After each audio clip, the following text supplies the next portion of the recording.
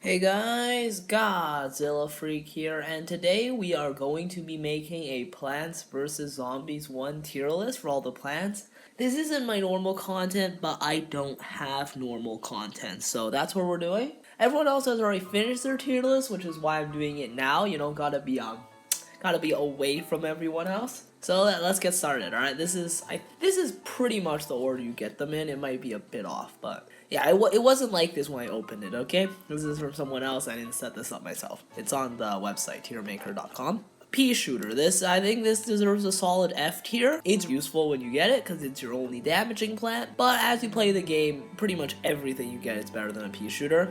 Next, Sunflower gets an easy S tier because, well, I mean, it's a sunflower. It's how you get sun in the game. And it's useful in so many applications. Cherry Bomb gets a strong A because Cherry Bomb is really good. And maybe I'll move things around later as this goes on, just set it up, make sure it's right. But yeah, these are going to be my reference point. Cherry Bomb is much better than Jalapeno because when do you actually need to kill zombies?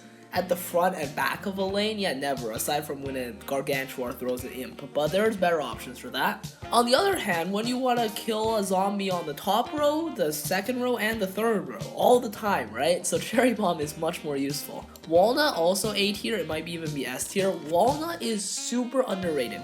50 sun blocks so much. Late game, in survival endless, all that stuff. Walnut is super useful just to block because it's so cheap. It's so easy to block. Like, you can place this on Gargantuar or smash in one hit, but like, yeah, sure, Puffshroom's a better choice, but still, it doesn't really matter. Like, it's a block that you can just use at certain times and then if there's like a football zombie, that'll take a while to eat through a walnut. It's so versatile in what it does.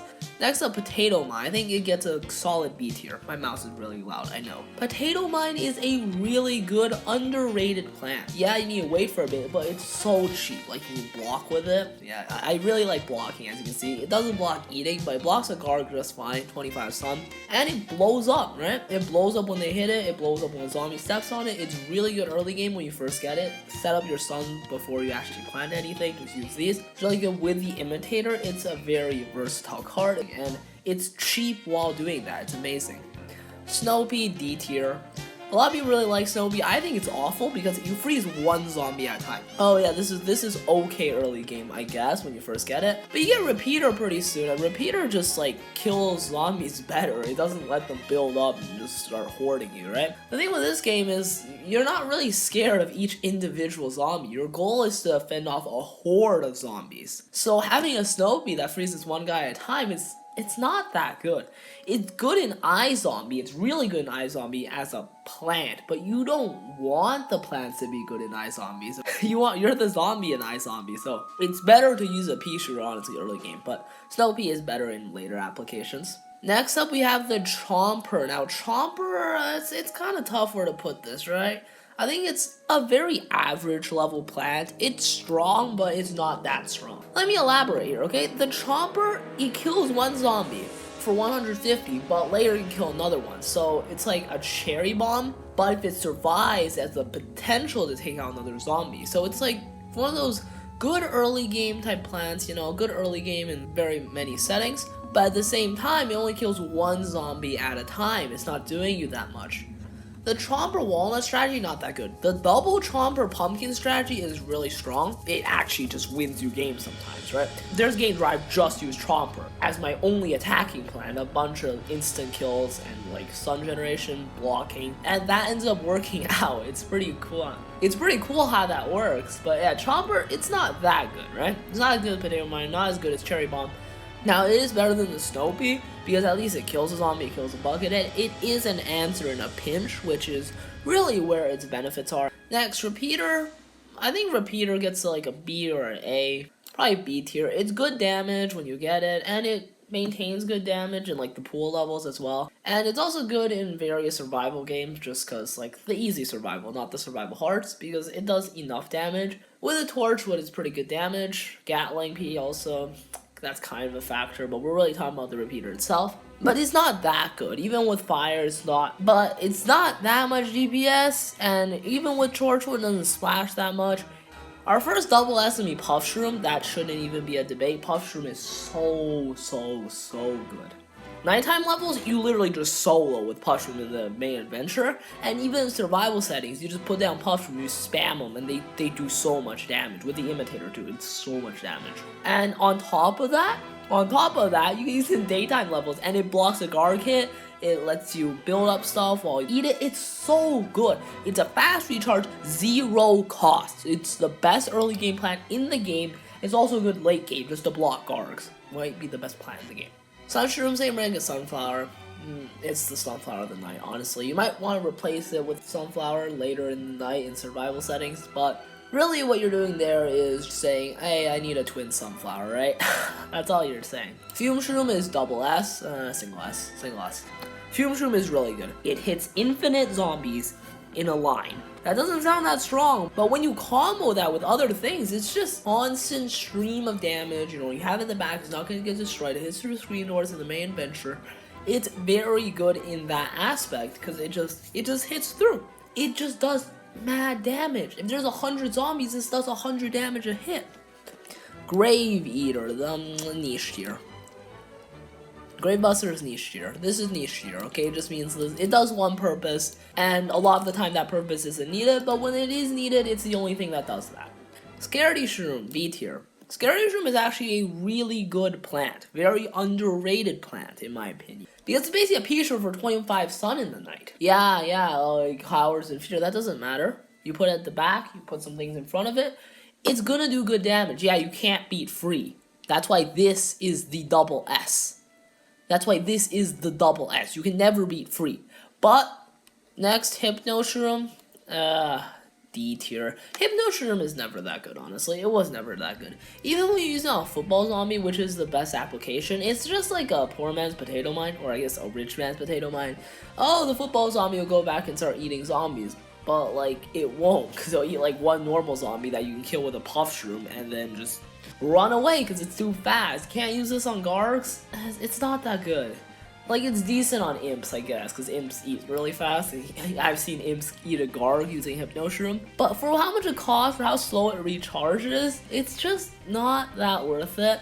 In the daytime, it's a bit better because, you know, like stall and stuff and do tricky things, but really, it's not that good. I think it's very overrated. Squash is better because Squash hits multiple targets, and it also recharges faster, and it's cheaper even in the night.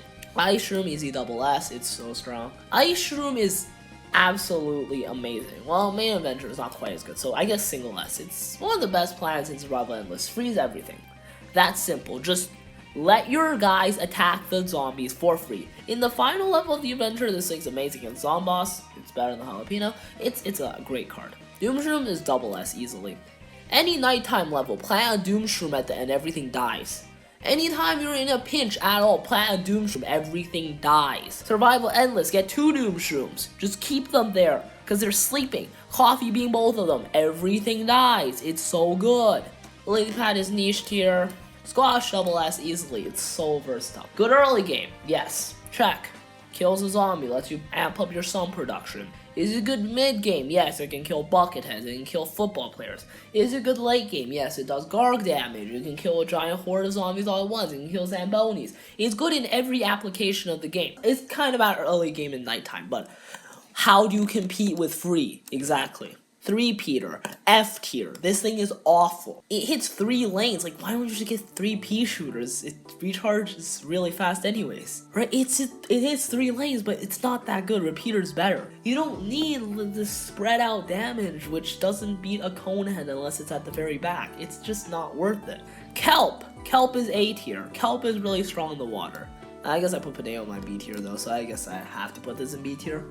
Kelp is really good because it just kills a guy. It's really good against those dolphins. Those dolphins are impossible. They're the strongest things in the river levels, and this just deals with them. It's good early game because you just plant one of these in the water and it kills any zombie that passes by. It's a potato mine in the water. Jalapeno, D or C. I think C just because it's 125 and it's an insta-kill and it gets rid of ice trails, you know? As an insta-kill, you have a limited amount of charge potential. These all charge really slowly. So it's good just because of that, and yeah, I can kill a Guardian and Imp, which can come up. Spikeweed, D tier or C tier? I guess C tier. It's good damage. Torchwood, D tier. It doubles the attack of your P's, but like the P's themselves aren't that good. Yeah, the Torchwood buffs them a lot, and it gets rid of fog. Maybe that would make it a C tier, honestly. Yeah, it gets rid of fog. That's why it's in C tier.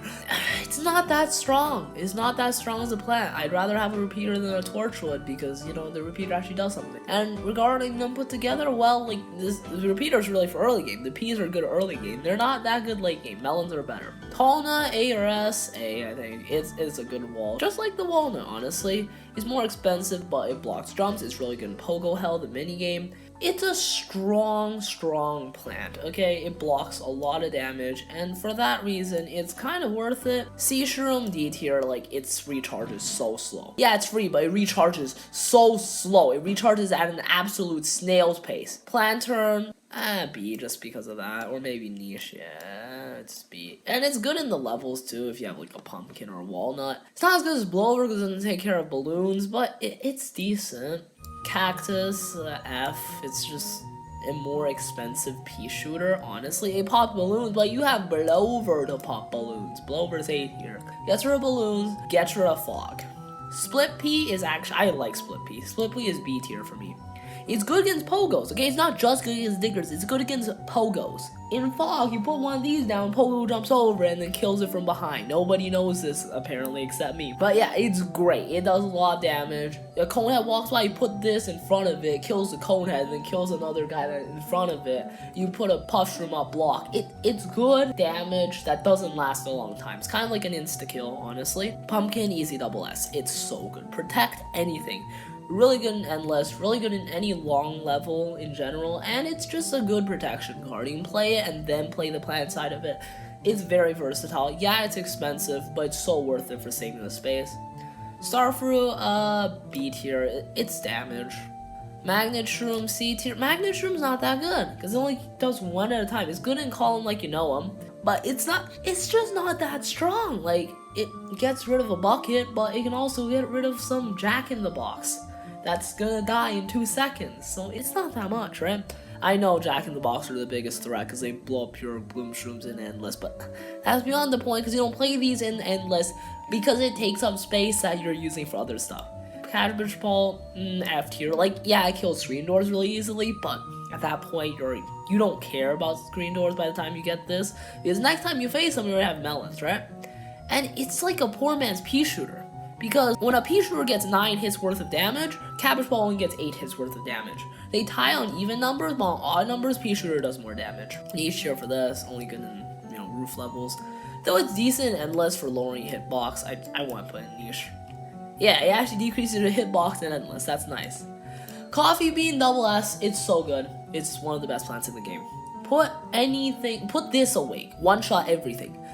Put this awake, freeze everything. Put this awake, deal mad damage. Put this awake if you want to use it in the day. It's so good, so underrated.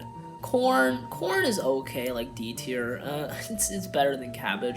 It's good when you get it, and it freezes Gargantuars, which is a great niche, but it's just not that good when you have other options. Garlic, be A tier, honestly. It's funnel stuff, and it lets you set up your strategy. It's good when you run through the adventure a second time, and it's a versatile card.